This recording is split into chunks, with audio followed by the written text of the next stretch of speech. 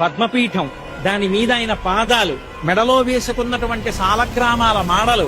ఇలా ముందుకొచ్చినటువంటి వక్షస్థలం, శ్రీదేవి భూదేవి వాళ్ళకి చుట్టినటువంటి పుష్పాల మాలలు, మొలకి పెట్టుకున్నటువంటి నాగాభరణం,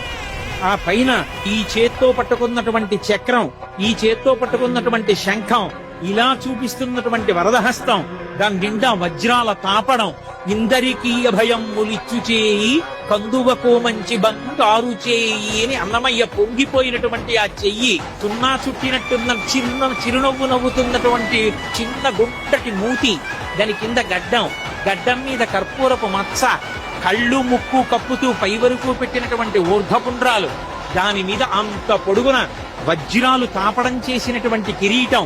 ఈ చేతి మించి అలా కిరీటం మించి ఇలా దిగినటువంటి పెద్ద తోమాల, ఆ స్వామి దివ్యమంగళ విగ్రహాన్ని పైనుంచి కిందకి, కింద నుంచి పైకి చూసి పరమ సంతోషాన్ని పొందాడు.